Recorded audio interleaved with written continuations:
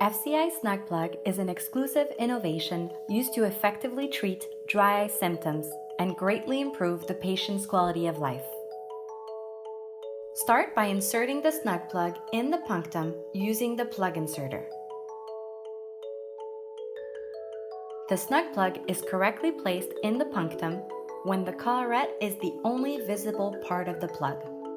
Squeeze the fingertip controller until you have achieved full contact between the arms and the body of the plug inserter. It is very important to completely squeeze the fingertip controller before and while removing the plug inserter from the plug. This step is essential for a smooth and complete release of the plug.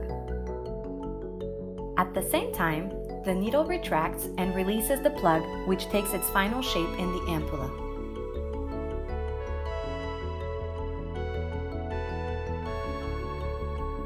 Insertion can be carried out with the patient in a seated position with or without a slit lamp.